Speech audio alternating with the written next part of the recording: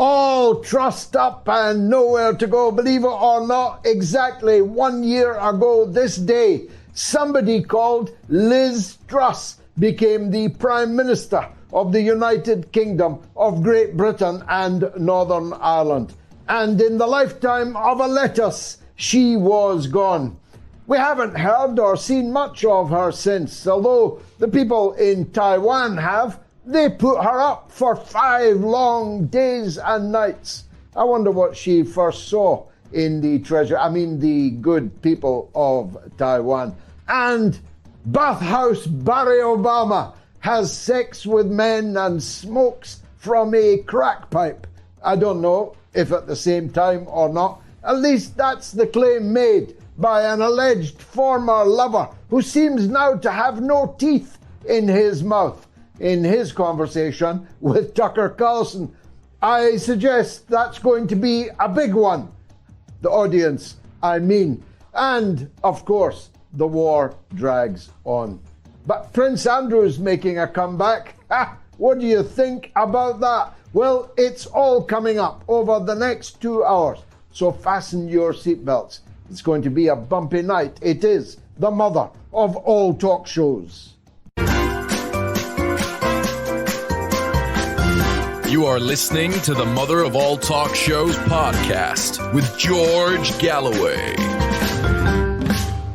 Was it all a dream? It seems like it to me now. This mousy adulteress, this mouse who padded around the Parliament when I was in it without saying a word or evincing the slightest idea of an idea or any kind of, presence. Je ne sais quoi, she had none. And yet, to my absolute astonishment, she beat all comers and became the Prime Minister of Britain. Somebody, a wiseacre indeed, put a bet on that the lifetime of a lettuce on a supermarket shelf would be longer than the premiership of Liz Truss. And so, indeed, it was. She didn't even last 40 days as Prime Minister of Britain. Now, I think that made her the shortest living Prime Minister, but that's because the only person shorter was shot dead in the House of Commons. As far as I know, nobody served less time in number 10 Downing Street than Liz Truss. She'll be remembered, if at all, for one thing. She was the last person to see Her Majesty the Queen alive. She called on Her Majesty at the palace, and 2 days later, Her Majesty was dead. Now, I'm not suggesting anything improper, any more than I'm suggesting that the fact that Barack Obama's 2 chefs have both drowned at an early age in mysterious circumstances is, well, just one of those coincidences. They're certainly outing Barry Obama, Bathhouse Barry, they call him now, and I wonder why. Personally speaking, I have not the slightest interest in whom Barack Obama has or does sleep with, neither on the physical attributes or lack of them of Michael or Michelle, his good wife, I'm happy to call her. I'm not remotely interested in other people's sex lives as long as they don't do it in front of the children. And don't frighten the horses unless you absolutely have to. But the fact that these things are now emerging about St. Barack has got me suspicious. After all, this man, Larry Summers, I think his name is, who's mysteriously lost all his teeth, has been telling this tale for long enough and no one picked it up. But now everybody's talking about it, as John Voight might put it in the Midnight Cowboy. I don't know why I said that. Hurry on. The image of this toothless man with St. Barack may or may not be arousing to you. It certainly isn't to me. But I'm wondering if the tectonic plates are shifting. I'm wondering if it's true that St. Barack is the real president of the United States, working Joe Biden from behind, if I can use that term. Perhaps I shouldn't have. If you get my drift, perhaps he's the one pulling the strings, I said, in the White House. And it's now time to move Joe Biden out. After all, there are only so many embarrassing videos that even the ruling elite in the Democratic Party can possibly imagine will stand them in good stead in the forthcoming election, no matter how many ballot box stuffers they have on the payroll, no matter how many breakdowns in the electronic voting machines they have pre-arranged. It will simply not be credible to anyone if this man, Joe Biden, were to win another election for another 4-year term next year in November. That's patently absurd. In fact, in parenthesis, when you look at the brain freezes being suffered by the American political leadership, it is, if you believed in karma, it is truly karmic. Not only is Joe Biden pinning a medal on a guy at a medal awards ceremony yesterday, a hero, and then walking right off the stage as the guy salutes him before he even has chance to say thanks and before any benediction is said upon the honorable ceremony. The way he walked out, made it clear to me that the man's really not there. Chance the gardener from Peter Sellers' last film being there was far more compos mentis, cognizant of where and what he was than Joe Biden is demonstrating every single day. Every day, even when he's on holiday. Who told them to do that? Who told them to turn up at his beachfront home again this week?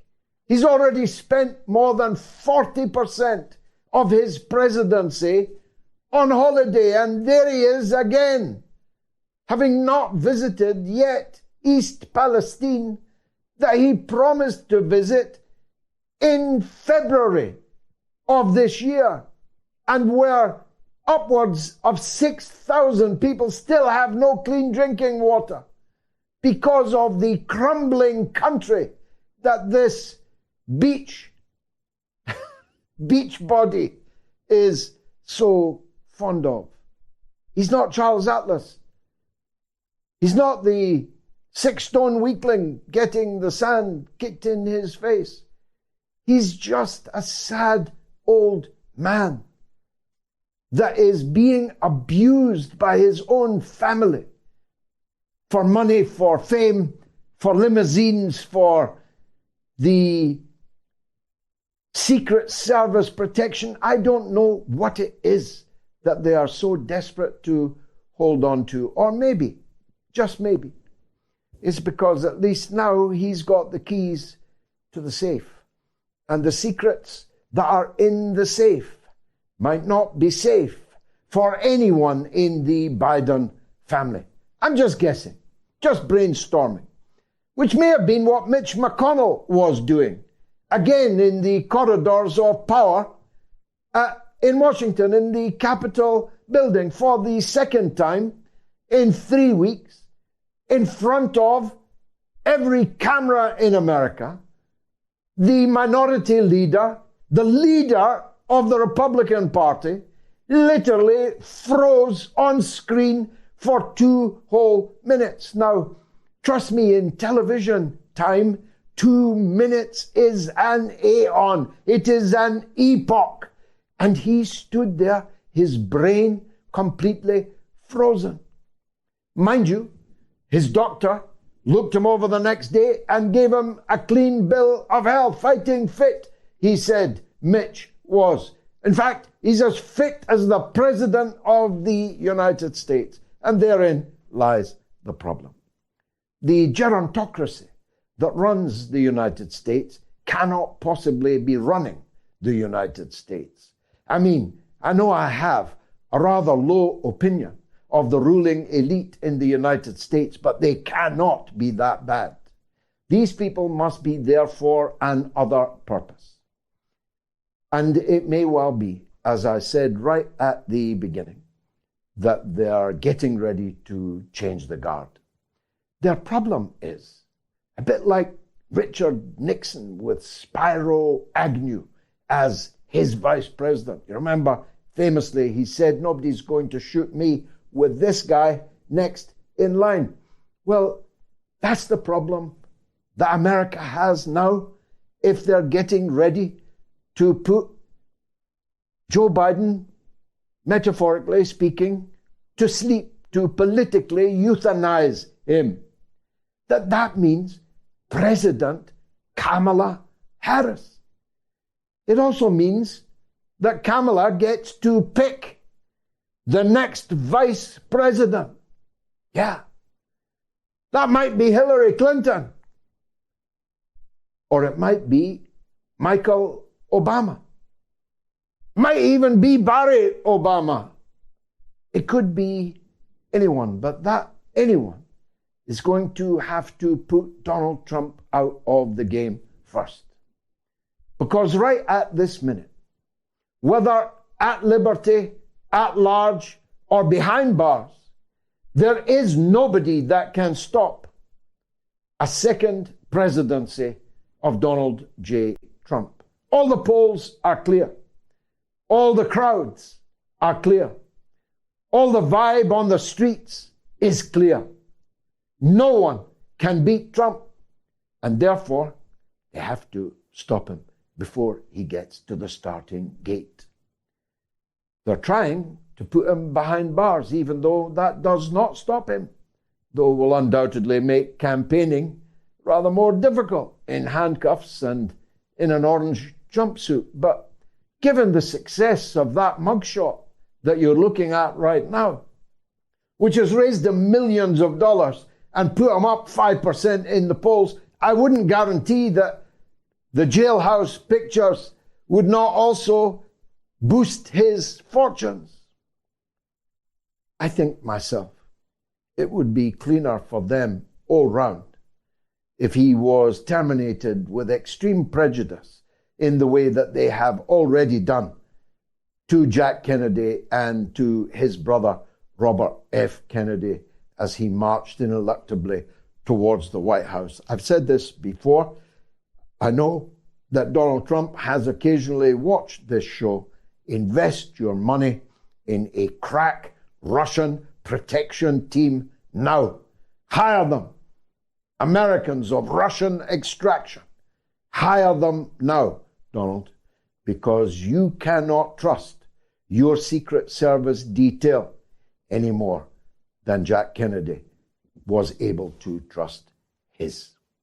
So many things to talk about tonight, and I've perhaps dwelt overly on Truss and Trump and Biden and the gang that couldn't shoot straight in Washington. I should turn to the war, because you'll have lost track, as I have, the number of game-changing military weapons that were first never going to be, and then maybe would be, and then only through a surrogate would be, and then finally by the big powers in NATO, directly delivered to the Kiev gang, which is falling apart, and where, according to the Pentagon itself, $6 billion worth of weapons are unaccounted for, paid for by the American taxpayer and delivered to the gang in Kiev. But the weapons just keep on burning. The weapons don't change any game at all. In 3 months of so-called counter-offensive, the Ukrainians have recaptured virtually zero territory. But they have lost another 65,000 dead men, some of whom were visited rather nobly by Blinken today in Kiev in their cemeteries, to which he, Blinken, and his gang in Washington actually consigned them. There was the Abrams tank, which burned like a Roman candle on fireworks night. Then there was the unvanquishable Chieftain tank, delivered by the United Kingdom, but not to war zones. Don't want them in war zones, only in safe areas, like there's any safe areas in the Ukraine. That went up today. It melted in front of our eyes yesterday. It was hit by Russian shells and it burst into flames, presumably incinerating the crew inside who, poor fools, had believed the propaganda that this tank was impregnable, unvanquishable. The Defense Secretary, I can hardly believe I'm saying this, Mr. Green, i.e., aka Grant Shapps, when asked on the radio this morning if we'd be sending another chieftain to replace it, replied unequivocally and shortly with the word no. It is an utter humiliation to the Western military-industrial complex that despite fleecing us all for billions, uncountable billions, record numbers of billions, we don't have a war machine worth speaking of. In Britain, our entire armed forces could comfortably fit into the Aston Villa football ground, Villa Park, which I choose as a metaphor because it's not the biggest stadium in Britain. In the United States, generals are parading around in high heels and lipstick. I don't mean the women generals, I mean the male generals. In the United States, they're carefully polishing their pronouns in the way we used to blanco our webbing and our belts. They're polishing their political correctness in the way that we used to shine our boots. As a very knowledgeable man put it on here on Moats just the other night, a former Colonel, Tony Schaefer, as he put it, the United States Army could not successfully fight France. And if you knew anything about French martial powers in World War II, you'd realize that is really quite a statement. Quite a statement indeed. So where did all the money go? Where did all those billions, almost $1 trillion in the case of the United States, what did it buy? It didn't buy weapons that are any use on the battlefield. That's obvious in the armor. It will be obvious in the aging, long ago discarded F-16s if they ever arrive on the battlefield. It's true that the very historic, unchanging, nuclear-tipped, depleted uranium shells, it's true that they will leave cancer in the ground and in the water and in the children of Ukraine for generations to come, but that's not much to boast about. The truth is, again this evening, Russia is on the advance in the direction of Kupiansk, and the British and American supplied armor is burning on the Ukrainian steppe. The heavy rains are about to fall this autumn, followed by the winter snows in Ukraine. The government in Kiev is falling apart. The defense minister has been sacked and sent as ambassador to London. The new defense minister was quickly outed on social media masturbating himself into a camera, presumably for others to enjoy, if that's the phrase.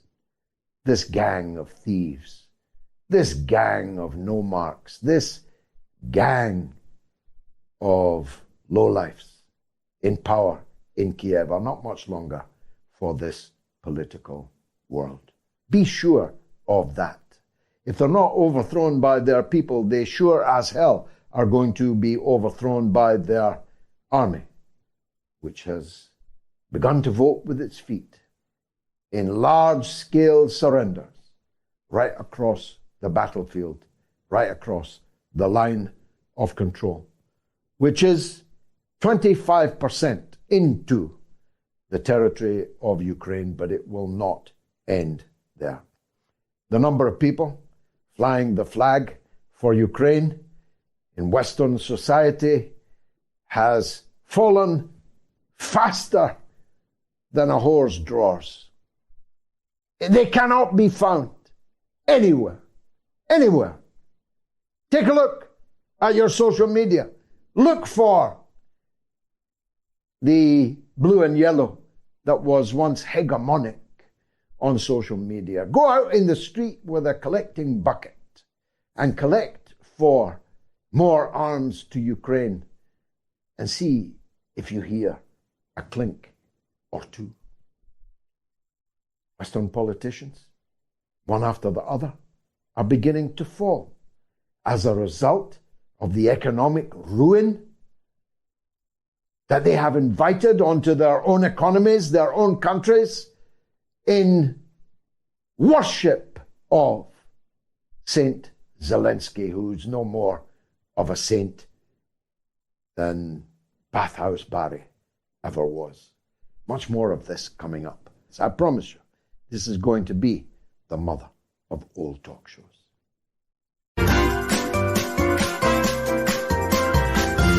You are listening to the Mother of All Talk Shows podcast with George Galloway. I should have mentioned, actually, how ready to rumble we are. On Sunday, our show was watched on Rumble alone by 141,000 people, which is twice as many people as watched it on YouTube. Do the math. I don't know whether we're being suppressed in one and boosted in the other. I do know that reputedly Rumble is far less censorious than YouTube. So give Rumble a chance, why don't you? And if someone explains to me what Rumble is, I might even do that myself. We've got a poll running. Has Prince Andrew been redeemed by the royal family? Answer yes or no. I guess this poll comes out of the truly extraordinary news that all the papers, documents around Prince Andrew have been locked up for the next 64 years. 64 years. The youngest person watching this right now will be lucky if they're still alive and able to see what it was exactly that Prince Andrew did. And you got to wonder, is this divine intervention in support of Andrew, or is it royal intervention? Have the royals stepped in? After all, they are the law. The law is them. You get prosecuted, you're being prosecuted by King Charles, no less, not by Rashid Sunak. Has Prince Andrew been redeemed by the royal family? Yes, 38%. Yes, 34%. No, 66%. No, 68%. You can vote on my Twitter, on my Telegram, t.me/George Galloway, on the YouTube community poll, or on this YouTube stream. If you are watching on YouTube, please subscribe to this channel. Please, it's very, very important. It's important algorithmically. It doesn't put a tea bag in my cup, but it does change the algorithms. So please subscribe to this channel. Press the bell so you can be notified when I'm on air. And give me the thumbs up if indeed you are enjoying the show. Now, our man in Moscow Well, he's America's man, really. But nonetheless, we regard him as part of our family. He is the journalist, broadcaster, and all-round good egg, Donald Courter, who joins us now. Donald, the war drags on, of course, and Blinken is there visiting the war graves now. But they're short of intervention, and you've got to guess that in an election year, that's not going to happen. It could all go so disastrously wrong. What is the point in the United States continuing to throw good money after bad at a regime in Kiev that seems to be coming apart at the seams?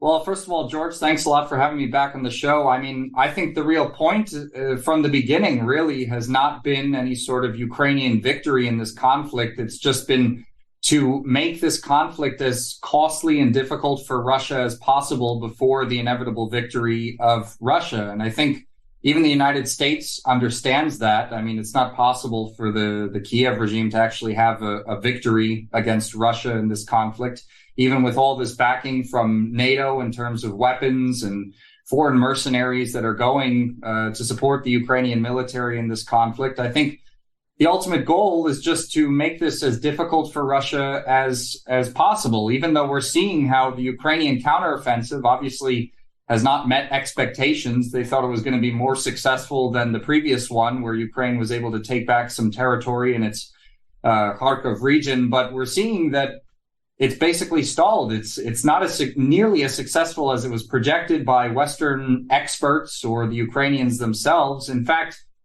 during this Ukrainian counteroffensive, we're seeing Russian offensives and advances, specifically in the Kharkiv region of Ukraine, where Russian forces are just several kilometers away from the major city of Kupiansk, which is a communications hub between the pro-Ukrainian authorities in Kharkiv region with Kiev. I mean, if Russian forces take that town, which it's looking like they're going to, they would have an open shot to the capital of Kharkiv region and be able to take back essentially all of the territory that they lost during the first Ukrainian counteroffensive that we saw last year.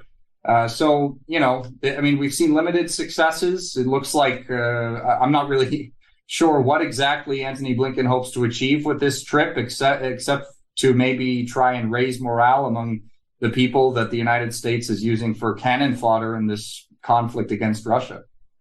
Yeah, though you'd be in a bad place if you were relying on Antony Blinken to raise your morale. He has all the charisma of a wet lettuce, as we say. The outgoing defense minister in Kiev, now ambassador to London, could have been worse, but could have been better.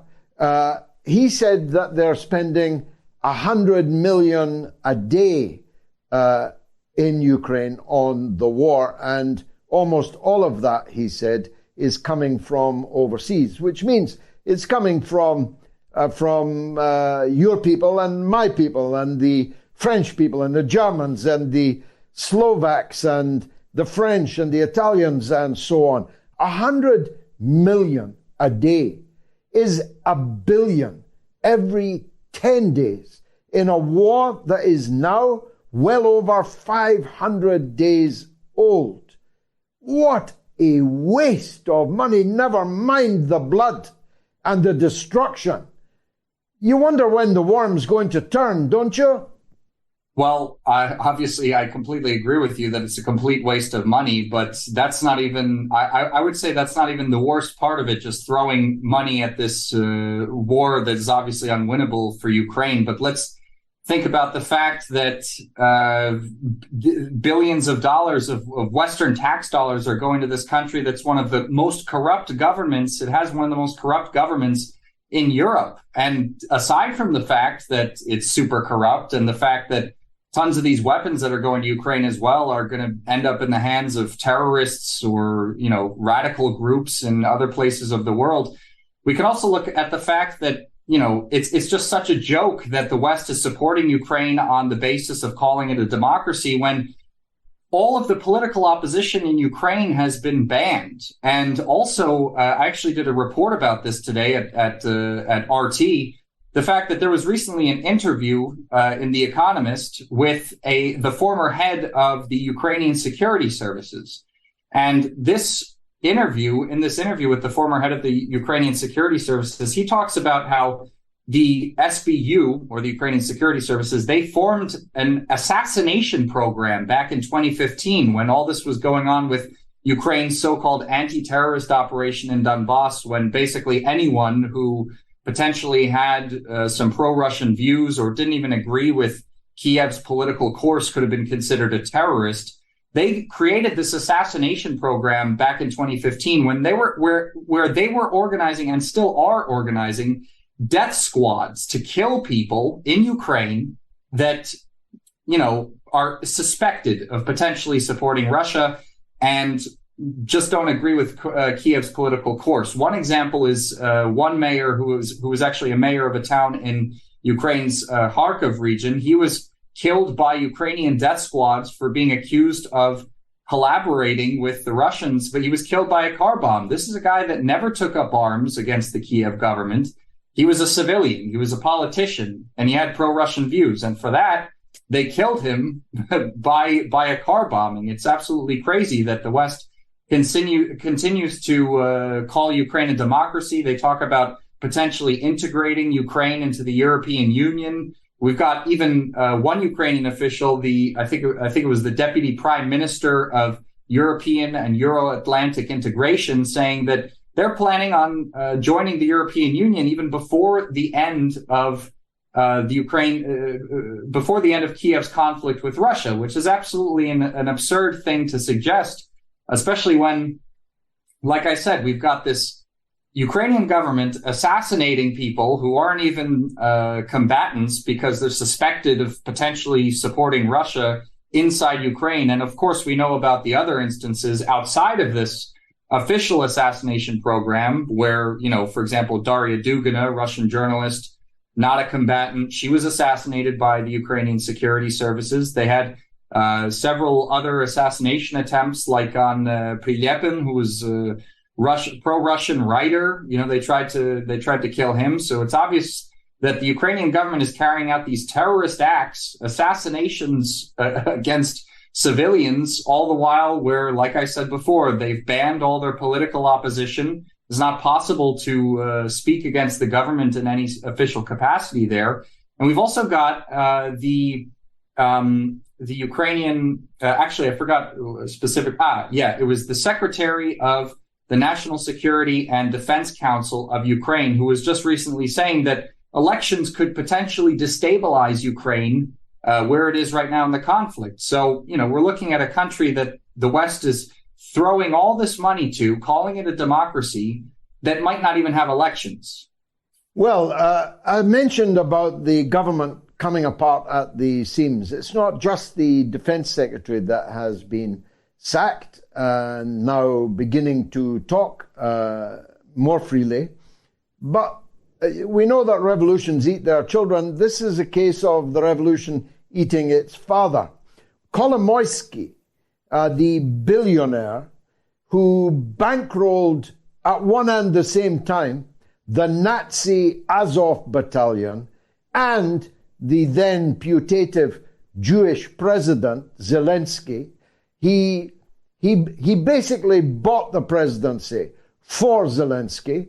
He invented the television show in which Zelensky played the president of Ukraine. He's now just been arrested by the SBU in Ukraine for the theft of billions of dollars from the Privat Bank. What can you tell us about that?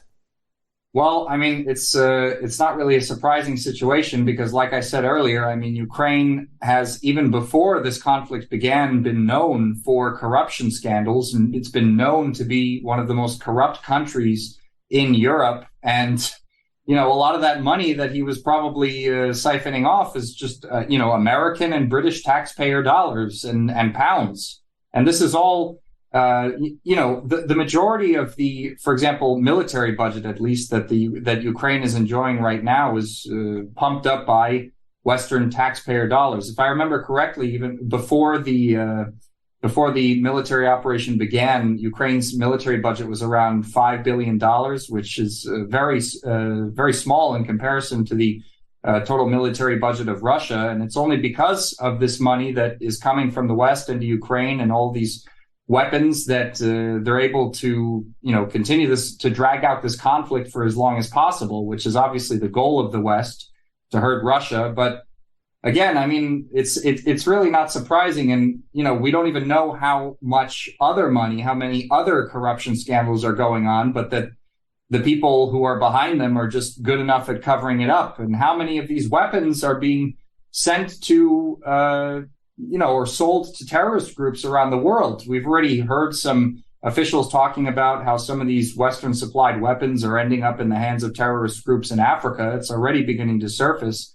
But the real repercussions of all this money and all these weapons going to Ukraine, they're only really going to show themselves in years in the future, probably when we have another big conflict in God knows where, How is morale in Moscow amongst the ordinary people? Are they confident that their country will prevail?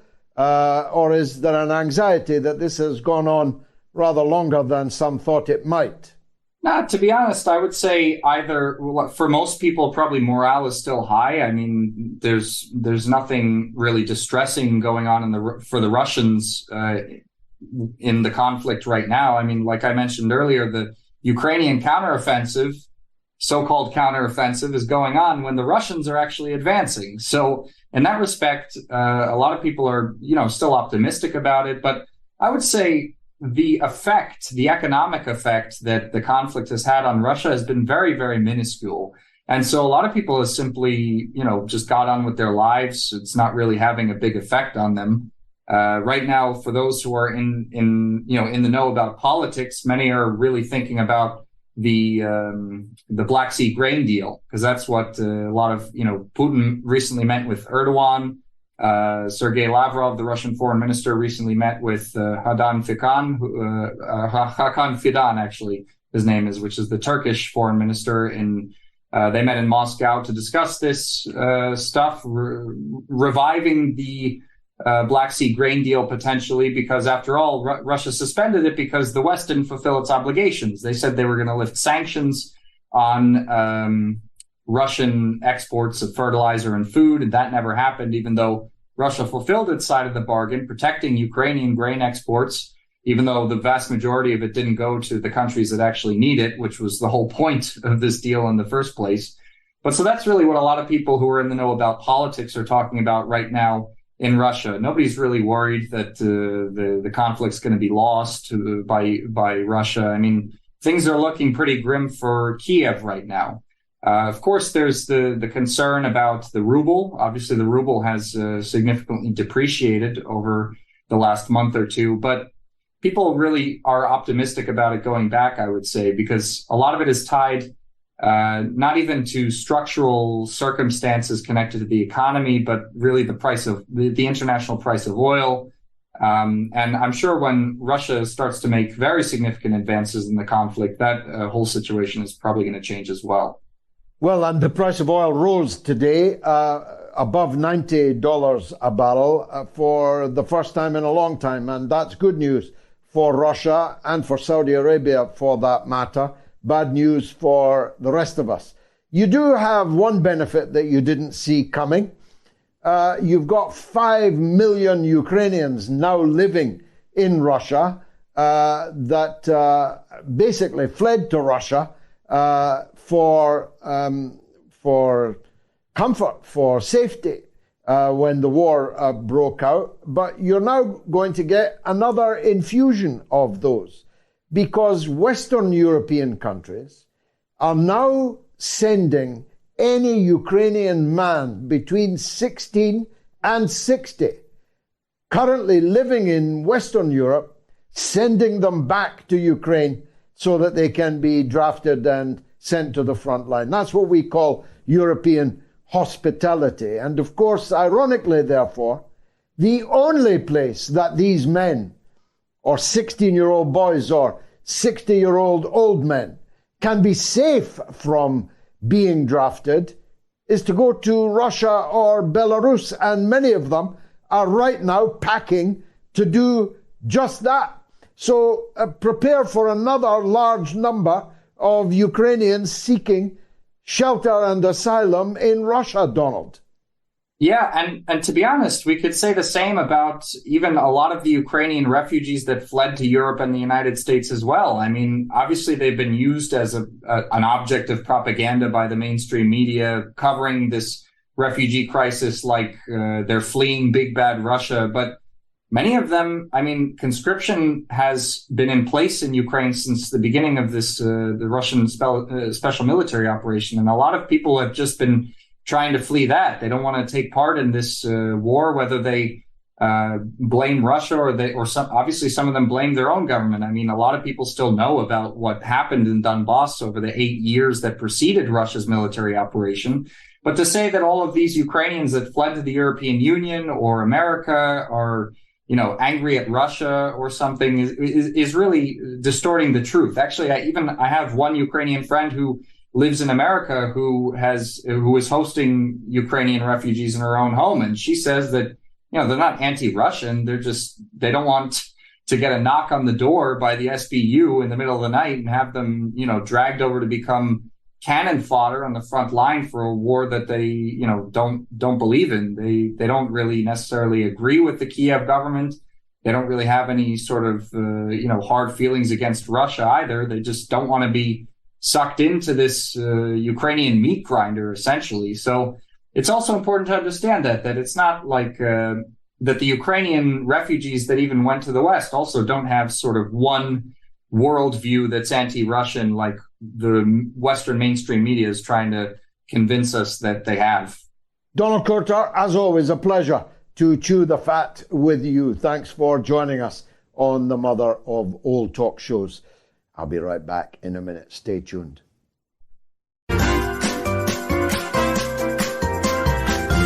You are listening to the Mother of All Talk Shows podcast with George Galloway. It is the professor himself, Simon, in Florida. Welcome back, Simon. Thank you so much, Mr. Galloway, and greetings to all of your worldwide audience.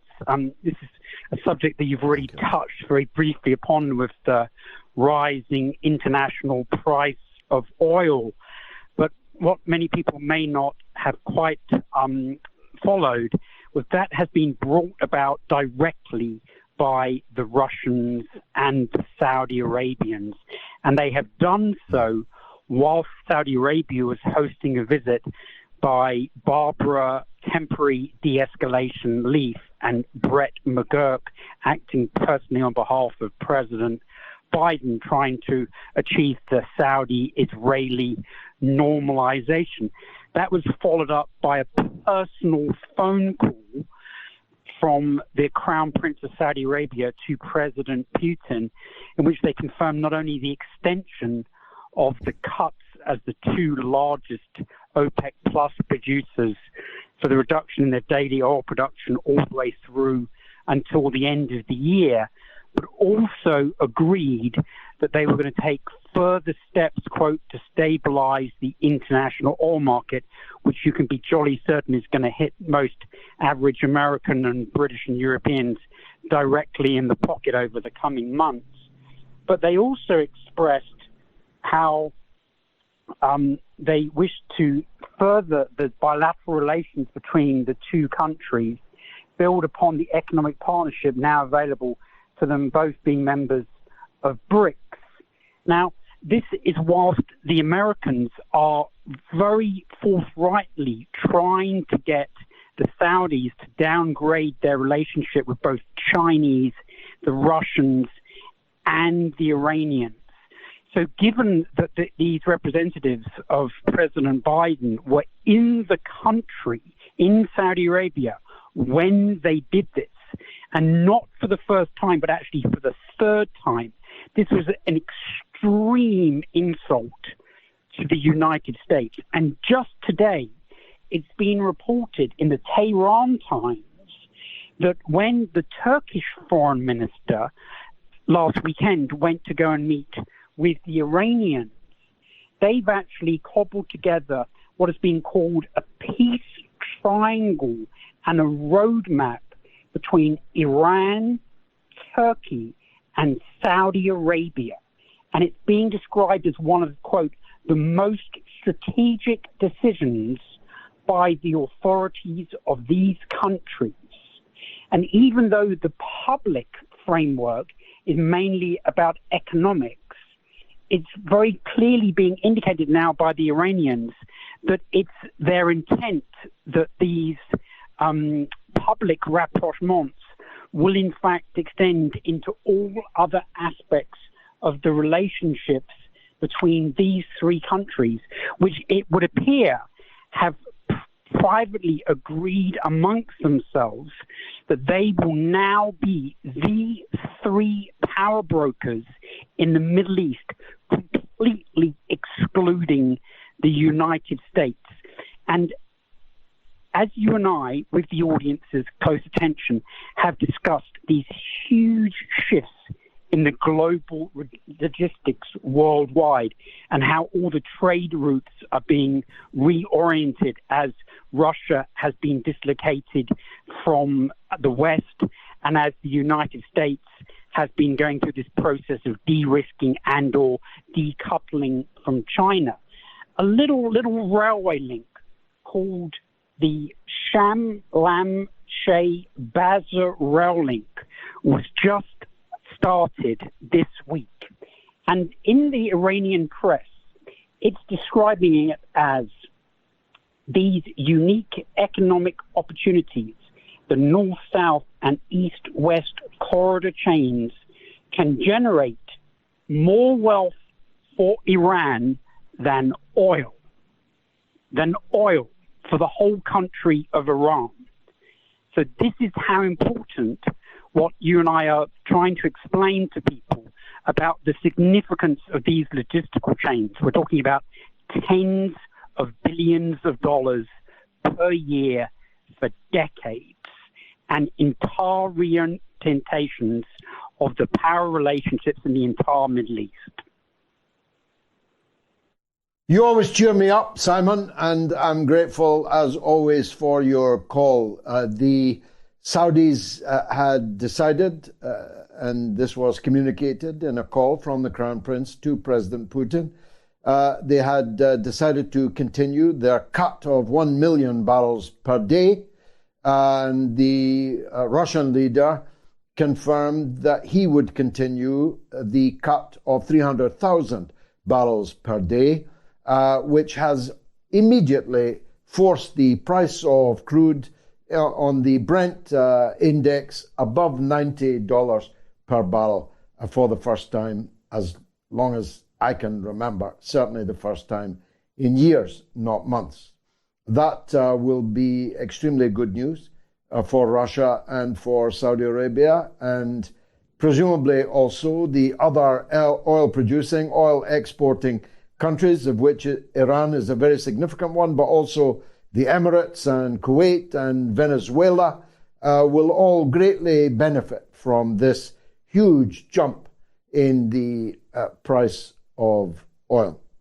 I'm going to talk later in the show about the huge jump in the price of uranium in Niger. And you ain't going to believe the numbers I'm going to tell you. His Excellency, Tony Kevin, was formerly, amongst other things, Australia's ambassador to Poland. We did speak to him a few weeks ago, but it was so short, people were left desperately hoping for more. And, of course, down under, it's the middle of the night. So I'm particularly grateful to His Excellency Tony Kevin for joining us again on the mother of all talk shows. Ambassador, I was robbed of the opportunity of asking you this last time, but this time is even more apposite, because the extradition of your compatriot, Julian Assange, would appear to be absolutely imminent. It looks like the British have failed the cause of freedom in this case. And it seems like Australia never really got out of the blocks in trying to rescue your own citizen from this trumped-up case, which may very well see him behind bars for the rest of his life. To what do you attribute the Australian government's apparent lackadaisical approach to this? Good to be back on the show, George, and I look forward to a longer discussion with you on this and other interesting topics. Assange is Australia's shame, our shame that we have not effectively done anything to help him over the last few years. Quite the contrary. In fact, our governments, both of them, have given surreptitious signals to Britain and America, do what you wish with him. We are really compliant with whatever you do.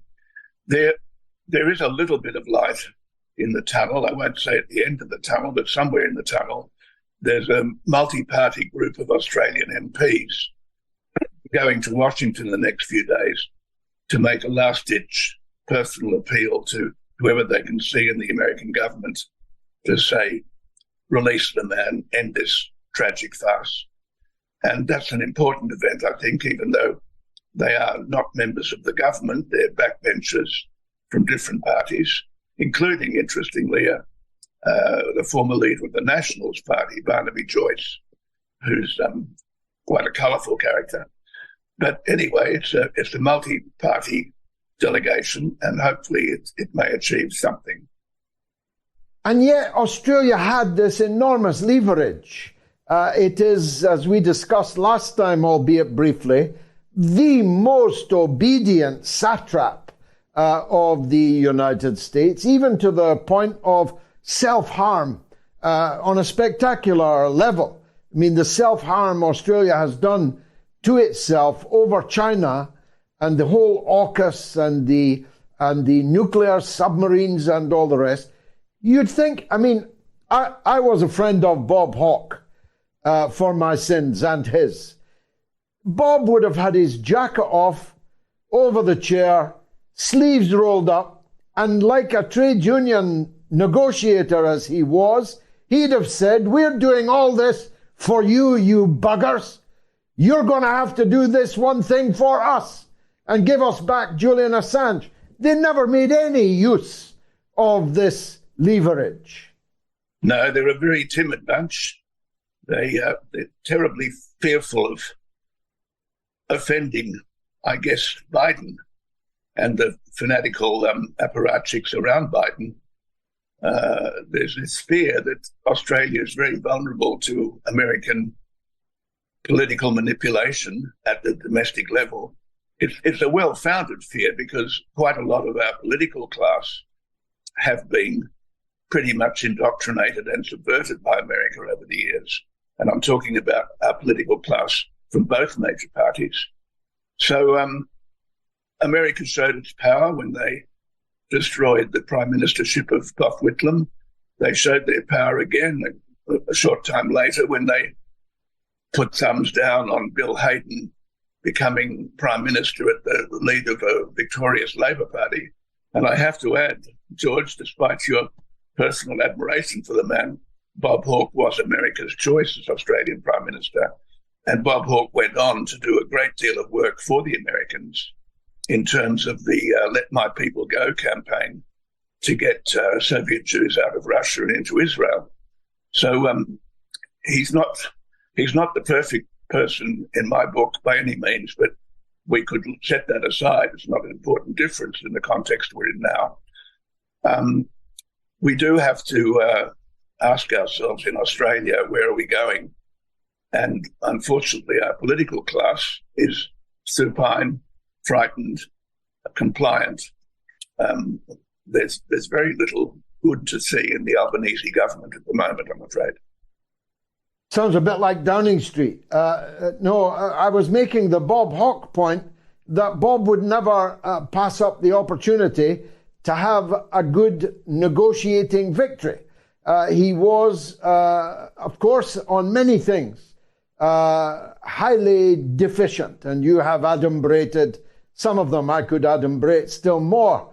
But the one thing he was a trader, was a negotiator.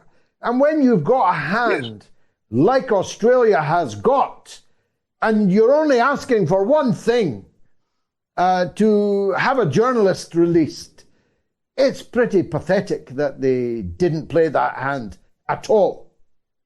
It's more than pathetic. It's shameful. It's ridiculous. There is so much anger now in Australia outside government circles. There is a growing radical movement. It's still small, but it's very committed. And I feel proud in my own small way to be a part of it. I'm not much of a person to wave placards at demonstrations. I'm getting a bit old and frail for that.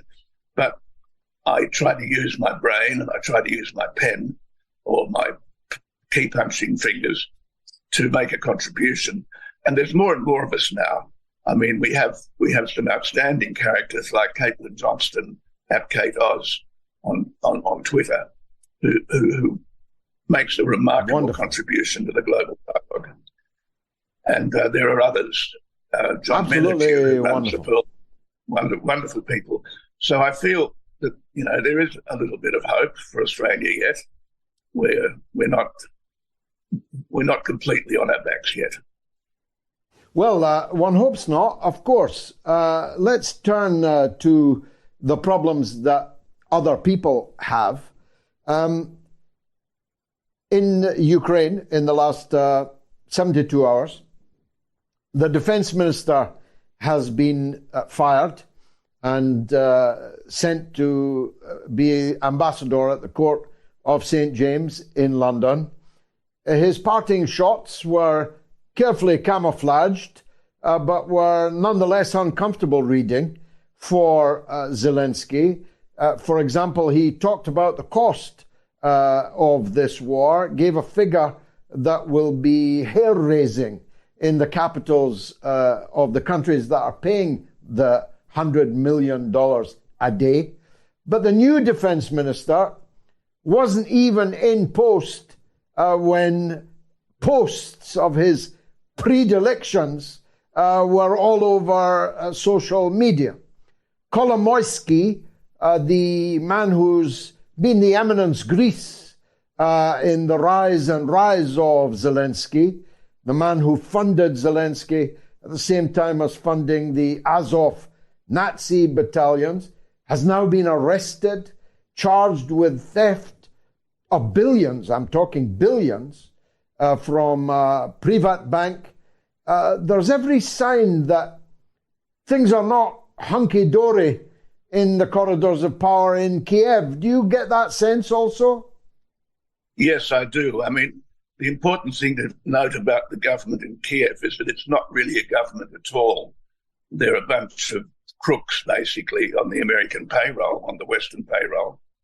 They, in that sense, the departure of Reznikov and his replacement by this improbable Crimean Tatar is unimportant, because if anybody's still running the Ukrainian army, I guess it's Zaluzhny. The Minister for Defense is a non-job. And Zelensky's job, really, apart from its public relations aspects, is a non-job. All the decisions are being made in Washington.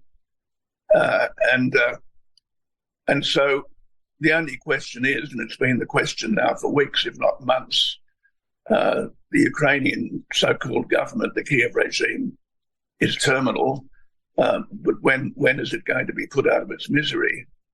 And we still don't know the answer to that, because I have a little metaphor here which will be quite offensive to some people, but I will make it because I think it's relevant.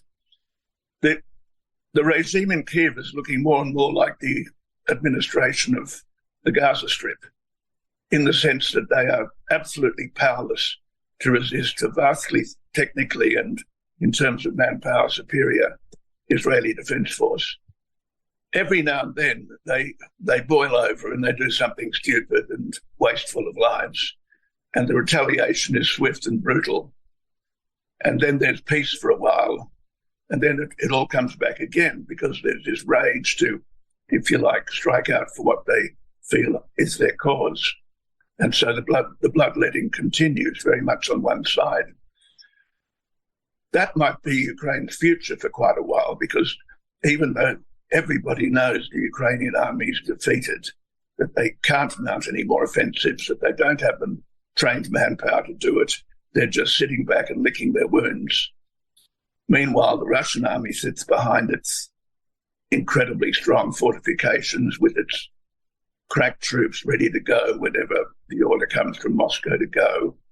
It's an amazing situation because we have a total defeat of Kiev already, but, you know, like the Black Knight in Monty Python, this legless rolling creature in the ground keeps rolling around and saying, have at you, it's only a flesh wound. I mean, this is Ukraine today. It's terribly sad. I mean, one laughs at the metaphor, but the situation is terribly sad for the people of Ukraine. And how's it going to end? Well, there are several ways it could end. Well, that's my next question to you. But before we get to that, and sparked by what you said, as all of this was not just predictable, but was predicted, including by me once this whole thing began, and by many people more eminent and qualified than me, it begs the question, are we ruled by fools or by knaves?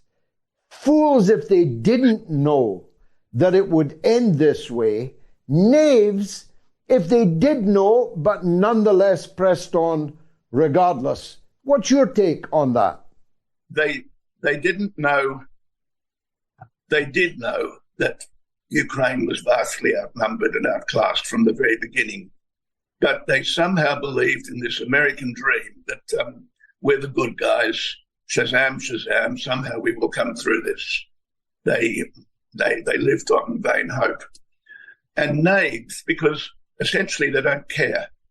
However much Ukraine suffers, it's essentially going to be part of the Russian world anyway.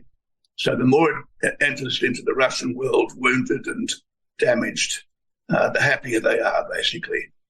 And this is the ruthlessness of these people.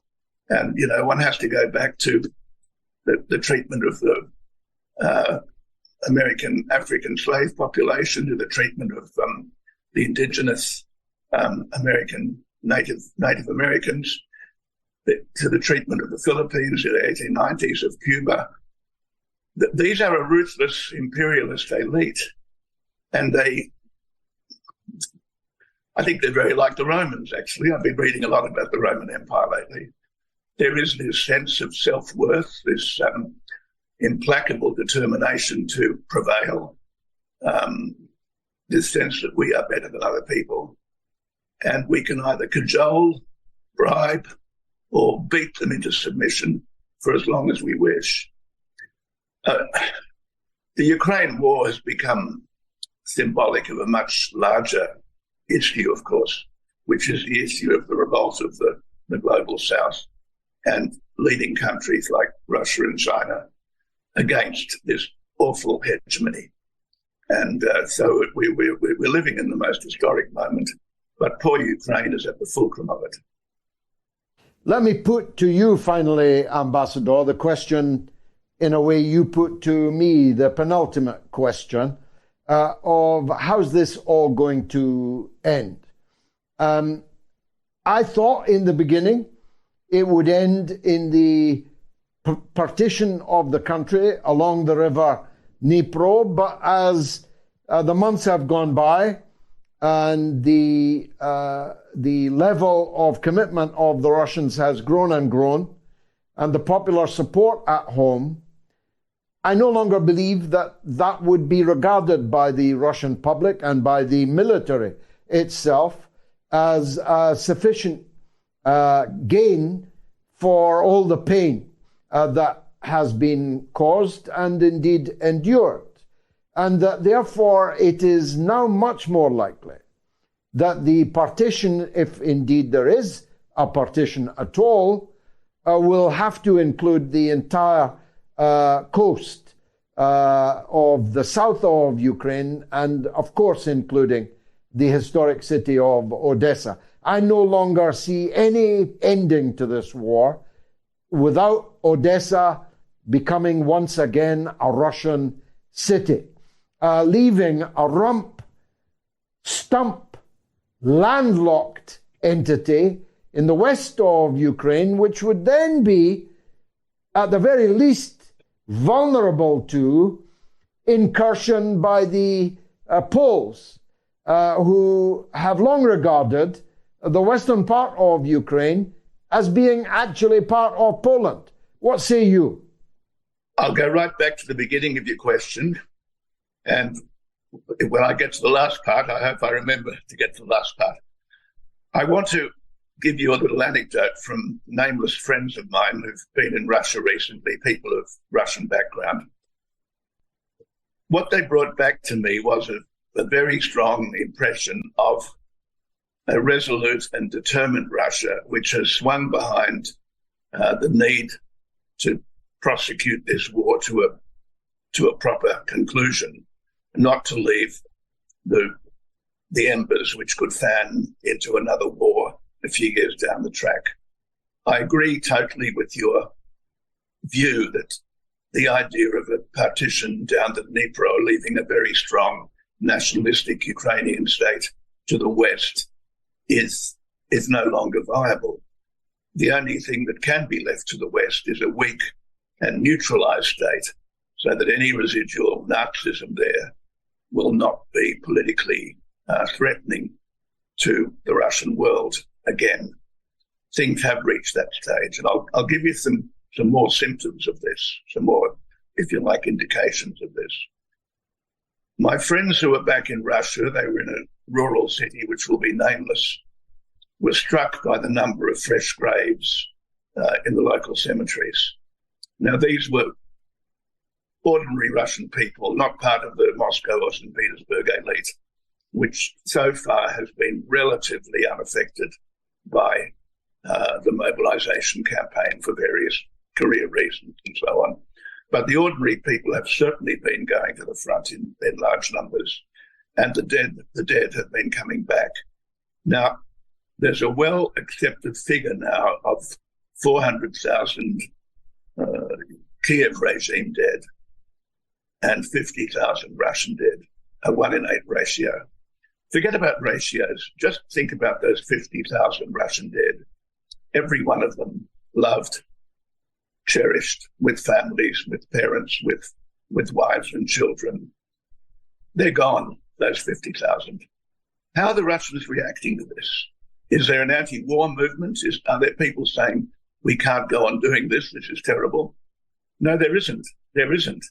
There is respect and admiration and love for the families of these dead 50,000 young Russian men. Their children will grow up in a welcoming atmosphere of love and respect for what their fathers did. This is what I'm hearing from my Russian friends. This is not my invention. There is a sense that we are a country now which is at war. Our young men are making the ultimate sacrifice in this war. We will never stop respecting and honouring them and doing what we can to bring this war to a proper end.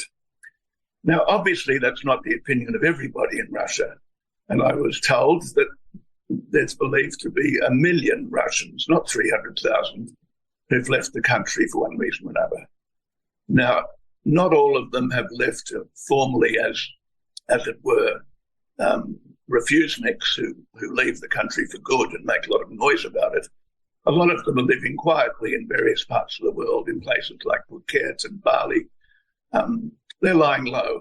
They're living off their savings. They're waiting for things to get better, and then they'll quietly go home. But the point of it is, the people who are left in Russia are the people who are fully committed to what is happening. Another indication, I was just reading Maria Zakharova's latest press conference from yesterday. And what struck me, I mean, Maria's a pretty strident woman, very, very strong, passionate woman. I've met her at a conference. But she is absolutely implacable these days. When you read her rhetoric, when you read what she says about the war criminals and what they're doing in Ukraine, this is not the voice of a government that's disposed to settle for anything less than a total resolution of the Ukrainian problem. I didn't say victory deliberately because the Russians don't regard this as a victory. They don't regard the Ukrainians as their enemy. Even though they're forced to kill them in huge numbers, that's a military necessity for Russians. And it is still not a war for them. It is a brutal, implacable special military operation, and it will continue to the end. What is the end? I agree with you. It's hard to see Odessa being left within rump Ukraine after all this. And the fact that there were major air raids in the last few days on a little river port between Ukraine and Romania. Look, I forget the name of it. It's four letters, but it's a major river port and was a major entry point for Western supplies into Ukraine. That is, of course, the western limit of Odessa province. And I think Odessa province is definitely going to go to Russia. What will be left of the rump Ukraine? Not just territory, but territory under a effective security system which will prevent it ever militarizing itself or being militarized by NATO against Russia again. So we're looking at two parts of the solution, territorial solution and a political resolution in the area that remains in rump Ukraine. I don't think the Poles will move in. I think they certainly might speculate about it, but if they have a rump Ukraine pretty much neutralized, I think they'll close the books on the history and let it go. Excellency Tony Kevin, it's been fascinating to talk to you at length, and I hope it's not long before we talk again. Thanks for joining us at this early hour down under in Australia Fair. Vanessa is in New York. Let's hear from her on Biden and Trump. Vanessa, welcome to the show. Thank you, George. It's such an honor. Thank you. Big fan. I'm calling. I am an American, but I am not a Trump supporter and I am not a Biden supporter. So I'm coming at this as someone who is looking for serious change. So, but one thing I've noticed is that in 2018, Donald Trump did send out a tweet, and I'm reading it right now, where it says, I am happy to lift the ban on ZTE and bring Chinese jobs back to China. ZTE was the telecom company that was under the same ban as Huawei. And much to both parties' chagrin, he did lift those sanctions. And that was days after AP reported that a Chinese company had invested $500 million into an Indonesian resort that is actually now open for business, and it had licensed the Trump brand, and so that is now open for business. I just, nice work if you can get it. Nice work if you can get it. So my main point is just quid pro quo is run amok. There are no there are no innocent parties here. Once you're sleeping in the White House, you have dirt all over you. I think you're absolutely correct, Vanessa. And for the avoidance of doubt, I'm on the same page as you. I'm not a Biden supporter or a Trump supporter. If I had a preferential ballot, I'd vote for Robert F. Kennedy 1, Dr. Cornel West 2, Donald Trump 3, and Joe Biden or Kamala Harris 4. That would be where I come from. If I had a vote, and if it were possible to rank by preference one's choice. And I absolutely agree that Trump is an utterly, totally transactional person and has been all of his life. But at least he never tried to hide that.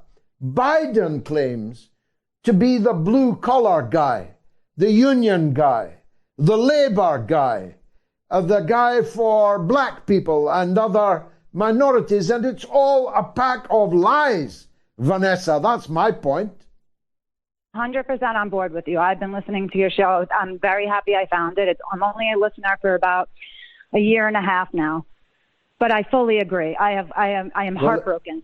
I'm heartbroken over all of it, but I agree. I just thought that was interesting with Huawei coming through with their new phone, which I thought was it's an incredible win for China.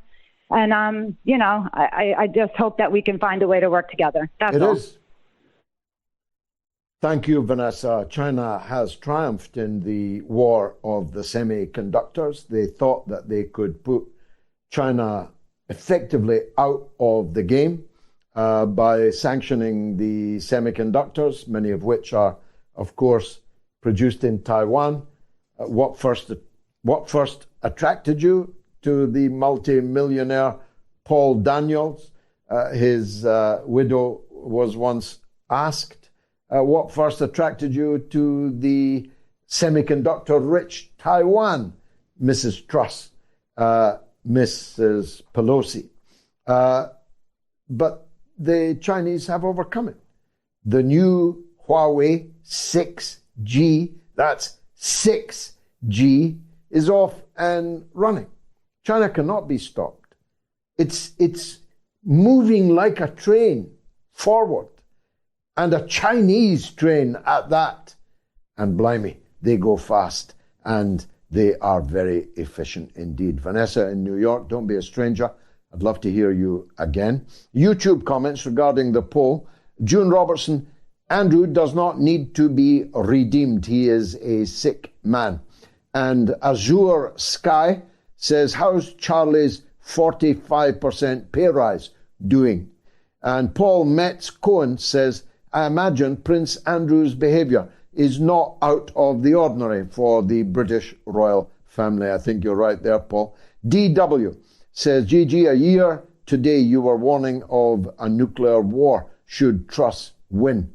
Well, she hasn't the power to fire a nuclear weapon. Britain has nuclear weapons, but only the Americans can fire them. Final call, I suppose, is from Chicago, where Mike wants to talk about Donald Trump. Go ahead, Mike. Salutations. Well, I wanted to say that I think Trump will win the next election, and he's going to end the war in Ukraine in one day.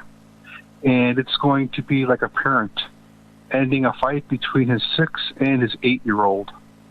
And it's going to be a terrible peace, really, for both countries. I think that he will let Putin declare victory and give him some sort of a military gain. And for the Ukrainians, it's going to be total humiliation. Anything that they fought for and got land-wise out of this, they are going to automatically lose. They're going to see the futility behind everything that they did, because I think after that they're going to understand that they were scapegoats. Well, I agree with you that Trump will end America's support for the war, and I entertain the hope that he will end America's support for NATO and bring it to a close, for NATO is the fundamental problem here.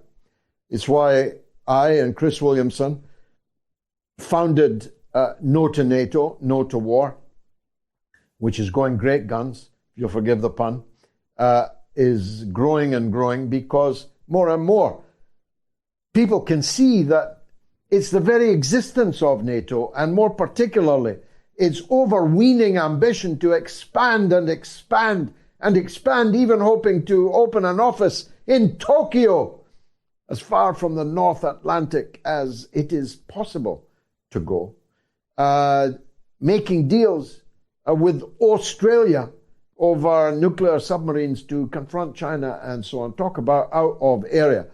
NATO is the key. I agree that Trump will end U.S. support for the Zelensky regime, but I don't think he has the power to stop Russia from achieving its goals, which in any case will be long achieved, in my opinion, by the time President Trump comes to office, if indeed that's how it turns out. I wish I had longer to deal with the points that you make, and made very well, but I mustn't go over my time this time. I just want to leave you with this thought. The revolutionary government in Niger has just increased the price of uranium that it exports on the world market to 200 euros per kilogram. It was previously paying, or rather charging, 80 cents. The French were getting Niger's uranium for 80 cents per kilogram, and the world market price is 200 euros per kilogram, which is what little Macron will have to pay from now on. You see, it pays to stand up for your rights. That's what the people in Niger have done. It remains to be seen if the people in Nigeria will now do the same. I'll be talking about that, I'm sure, on Sunday.